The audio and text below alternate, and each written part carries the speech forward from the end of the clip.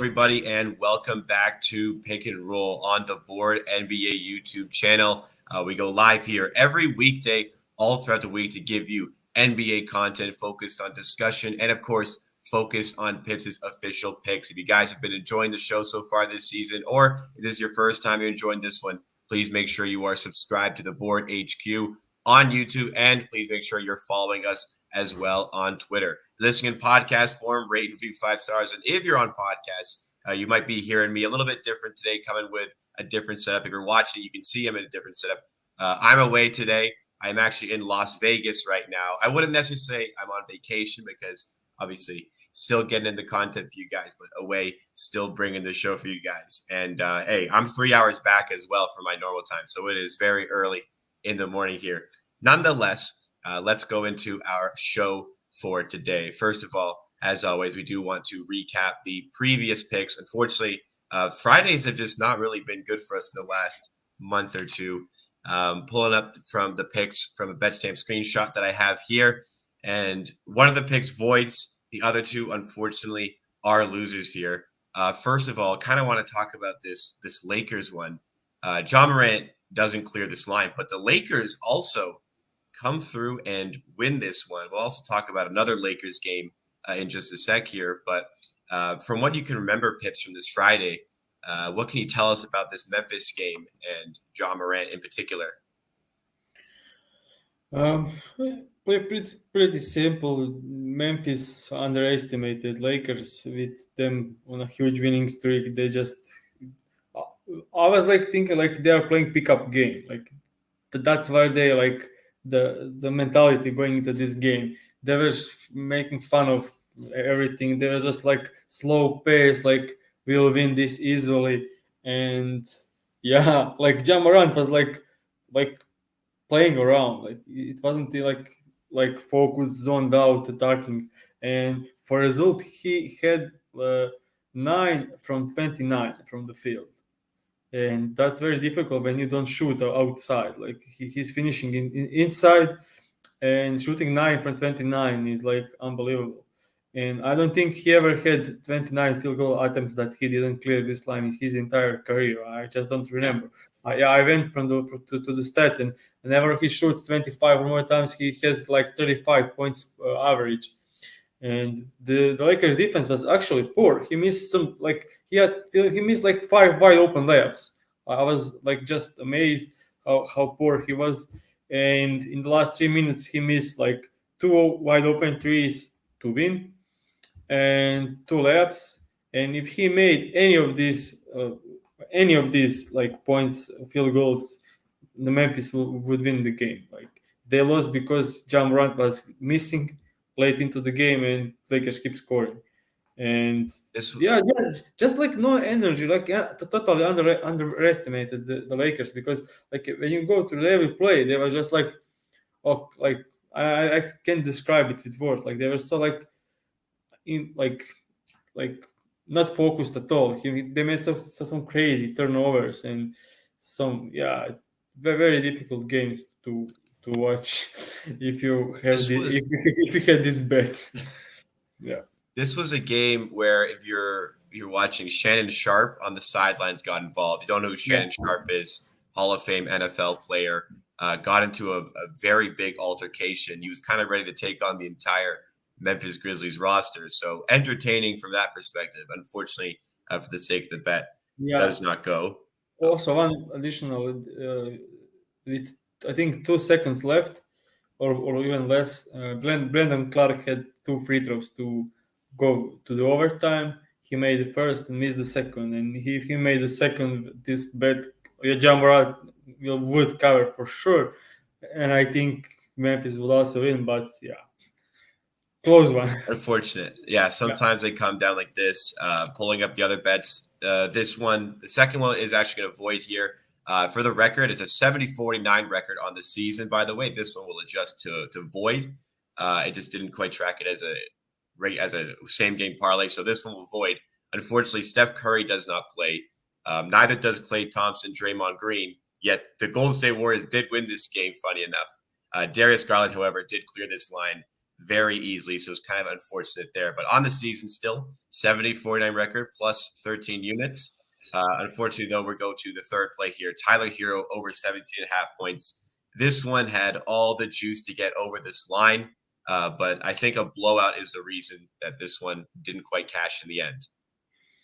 Yeah, I think I think the point the Miami Heat was 1.5 underdogs in that game, and they blown out away from home. They blown them out away from home, and they played the last night Miami at home, and it was very close game.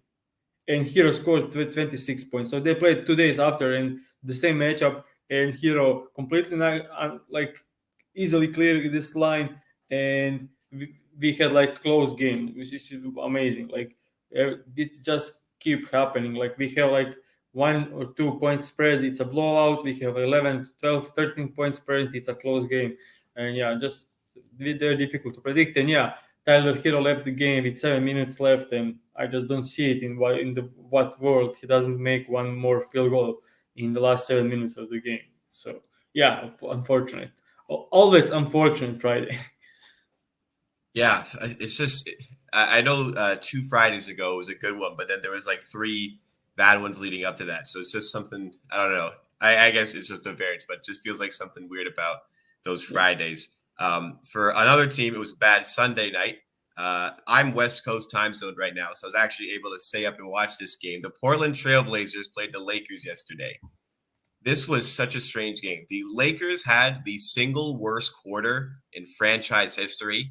They lost just a second quarter by 32 points. They were getting absolutely dismantled by the Trailblazers. And then in the end, the Lakers somewhat comfortably win this game. There was some big shots late. Thomas Bryant was absolutely sensational. I kind of want to talk about him a little bit, but the Lakers come back and beat the Blazers. Now, what we want to focus on, the Blazers have lost 12 of their last 16. They've made just a couple of win now sort of trades recently. They're really trying to maximize this Damian Lillard era. At some point, it kind of feels like maybe they have to start fresh. And I feel like we may be trending in that direction. What do you think about that, Pips? First off, I'll just repeat my thing that I said like a couple of times on this stream, and that's Yusuf Nurkic, like complete garbage game. Like you can't play the Lakers without AD and score 2 points and had 3 rebounds. Like he was played off the floor. Like that's how terrible he was. So Yusuf Nurkic, and also I will say that I saw some data with Nurkic and Lillard together, and then Nurkic without Lillard and Lillard without Nurkic. Like all the data is showing that Nurkic is terrible player both sides of the court. Like he just doesn't have anything to offer. Like, and I think they need to trade him as soon as possible. And when they trade him, if they can get anything decent, they could be contending for the playing spot. But do you want to have so much money and so many great players and be contending for playing, not to be sure to be in playing, but contending? Yeah. They are in 13th place. Two worst teams are Houston Rockets and San Antonio Spurs that are losing on purpose. Both these teams, like they are trying to lose, and you are only better than these two teams having Damian Lillard, Jeremy Grant, George Hart, Anthony Simons, Yusuf Nurkic. Like it doesn't work. Yeah, we kind of spoke about Portland previously, and we are both pretty much in agreement that despite going out for Jeremy Grant, this team was probably still a play-in caliber team. They had a really nice start to the season, but yeah, they've got some young pieces here that are interesting. Like they've just signed Simons to a deal. Shaden Sharp looks like a really good player. They got him 7th overall in the draft. I just don't know how much longer they can kind of go with this. Do you think that even trading Nurkic, I don't think they can get much for him. You think even by doing that, can this team really make any waves in the Western Conference? Questionable, but they will be better than they are now. But how much, I don't know. Also, interesting thing about this losing streak is like I would like they didn't play great teams. Like lost to the Lakers, lost to the Orlando Magic, lost to the Pacers without Halliburton, lost to the Wolves without Towns and Gobert, I think, lost to the Oklahoma City Thunder twice, like lost to the Jokic-less the Nuggets. That's You'd say they lost to the Raptors as well. I won't feel bad. yeah. I mean like they lost like I think double digit lost to the Raptors. Like Yeah, I think it was yeah, 12-point game. yeah. There is like out of these 12 losses, like 8 are against the non-playoff teams. Like if you have need any sign that things are not looking great, like that's about it. And just one final thing on this one, I do want to kind of give him a shout out here. Thomas Bryant coming back from that lengthy injury. He's been so good in AD's absence. And yesterday in particular, he was absolutely outstanding. When AD does come back, because he might be coming back later this week, how do you think the Lakers can maximize AD as well as Thomas Bryant? Because I think Thomas Bryant's got to continue to play here. Do you think AD transitions to the four, or do you think Thomas Bryant, they're just comfortable taking him a little bit not out of the rotation, but lessening his minutes to a sharper degree? So you do realize like Thomas Bryant is shooting 43% from the three this season, so he can work with AD perfectly, like so easy. Yeah. Yeah, and okay, his volume is not there, but he shot four from five last night, and his shot looks pretty comfortable and pretty good. There is no reason for him not to shoot that shot. He's always been a good And, shooter. He's yeah, always been able to yeah. shoot, really. So with AD back, he'll probably play 36 minutes. So that's for sure 12 minutes for Thomas Bryant at the five, and you can for sure mix in like 8 to 10 minutes with him at the four or with AD at the four. So I think we can see like in the future like 18 to 20 minutes for Thomas Bryant off the bench, and I think that's pretty good. Like you don't need to play him huge minutes. You just need someone there that is able to score and do something when AD sits, and having that will be a huge for them. And I love this for Thomas Bryant. Like 20 minutes a game. I don't think he's actually physically ready to play 30 or more minutes a game because Yep. he looks terribly exhausted when he has like 8 minutes like without a break. And yeah, I was watching his like breathing and everything. It's like he gets so tired, but like three short stints for 6 minutes, he's great for that from the bench. Russell Westbrook had terrible game last night, but he started playing pretty good lately. I just don't want him to shoot threes like he did last night. LeBron had amazing game. Schroeder is playing. They need to get Lonnie Walker back. I don't know when he's coming. Didn't check that. But Lakers could be a team that will probably make the playing spots, and they could make the playoffs. So yeah, if they are happy with being the 8th seed or going to the playoffs like the 8th seed, okay. And I'm getting some comments here. Some people saying his defense hasn't been great. I guess that's fair in terms of like how much Yeah, you can stack his sure. Yeah. minutes. Once AD's back, I guess you can hide that a little bit more. But for now, I suppose some problems lie there. But fortunately, a lot of what he's making up offensively is kind of masking that a bit. And there's another good point here that having Bryant playing with Westbrook off the bench could be an interesting combination here. I'll pull that up. I think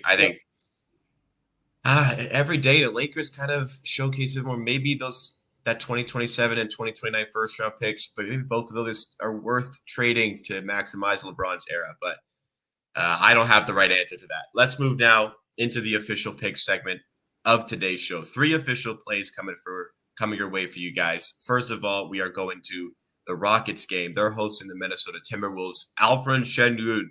He's been fun to bet on. He's given us some success. And we are going back to him here, pairing him up with Edwards. So we are betting Anthony Edwards over 24.5 points combined with Alperen Şengün over 3.5 assists, and we get minus 120 at the DraftKings. It's the same price at BetMGM.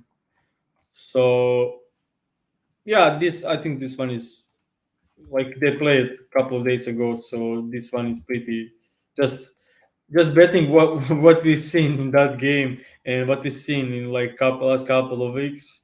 So in that game, we had Anthony Edwards scoring 44 points. So I don't think anything changed there. They will like just defend him the way they defend usually throughout the entire season. So like pretty easy. So switching, drop coverage, and wide open shots, mid range, 3 points, and yeah, easy game for Edwards. Only if he's aggressive and if he can just repeat the same aggressiveness in the last game, he should be able to score 30 points, 30 points easily. And Alperen Şengün had 6 or more assists in 7 straight games. So in the last game against the Wolves, he had I think 60, 15 or 16 potential assists, and the NBA.com has potential assist data, but that data is broken. Like they always show like less than it was. I was tracking it for the last couple of weeks, and whenever I track it, it's like showing like 10, and the guy had like 14, and they show 15, and the guy had 20. So them showing 15 potential assists, that means he had higher. So getting 4 assists with 15 potential assists should be pretty easy in tonight's matchup. And they played him finally. They finally played him huge minutes. He played 37 or more minutes in 3 straight games, and like he had 33, 15, and 6, 24, 12, and 6, 19, 16, and 7. That's like all-star numbers from Alperen Şengün. And I actually showed you the video. I don't know if you had time Yeah. to see it, but like, come on, Silas. Like Yeah, I saw I'll that read like the quote. Let me read the quote. So Yeah. Silas, Houston Rockets coach, said last year, Şengün was thinking score, score, score. This year, he's thinking if he can score quick, he'll score quick. Otherwise, he'll make a play for his teammates. And many Rockets fans, including Pips, are saying, is Silas watching the same games that we are watching? Because we've always known he's been this good. You're just actually giving him playtime now. Yeah. So actually, interesting fact. So if you take a look at the per 36 minutes data, he had more assist average last season than this season. So yeah, that's just confirmed how ridiculous this statement is. Like, what's more ridiculous is that this fits the description of two other players, I think, on Houston, KPJ and Jalen Green, who they do not score quick and they do not really create enough for their teammates, in my opinion. So I don't know why Şengün is kind of being singled out wrongly when there's two guys who very much fit the description of what you're not liking, apparently, according to Silas. I think Silas is just not good enough. Let's move to the next pick. I don't want to be so negative. Okay, so that was the first pick. Edwards over 24.5, Şengün over 3.5 assists.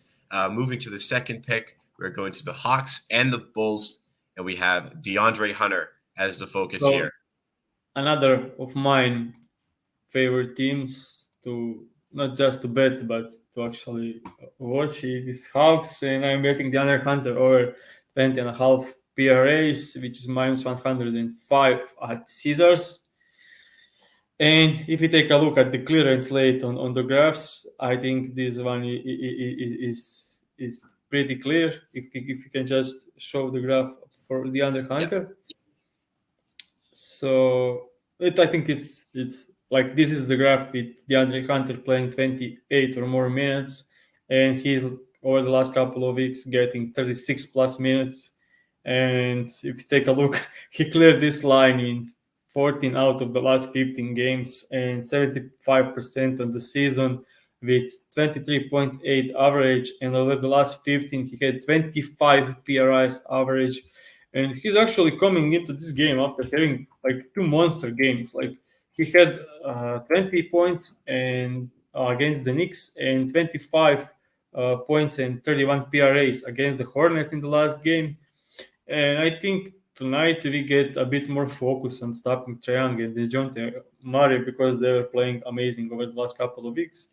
And actually, in this game, I think the Bulls team has some great players to stop him, because over the last couple of weeks they were starting like playing more minutes for Alex Caruso. So I think that this could be like game like Alex Caruso will spend like 25 minutes on Trae Young or DeJounte Murray. So whenever his Hunter is there, and Alex Caruso is a great defensive player. So I just love DeAndre Hunter matching up with like DeMar DeRozan. Like I think that's the like okay. So if you look at the clearance rate and his average and stats, looks great.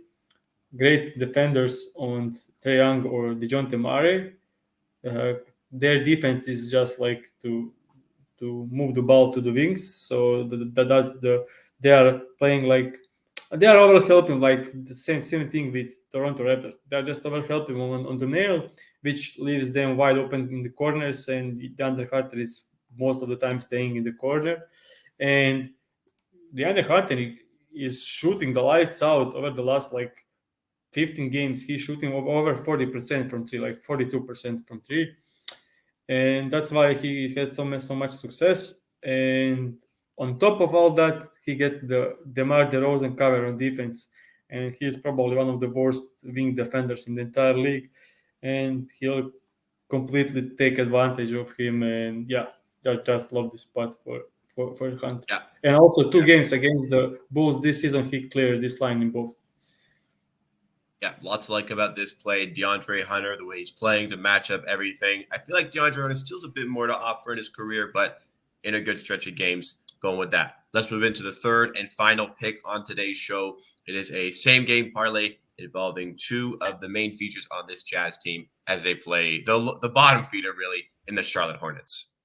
Yeah, this one is great spot to bet both of these guys. So we're betting Clarkson over 19.5 points combined with Mike Conley over 5.5 assists, which is minus 108 at FanDuel. So Jordan Clarkson, he's been playing amazing over the last couple of weeks. Actually, in the entire season from Jordan Clarkson is pretty great. His numbers are way below his career average.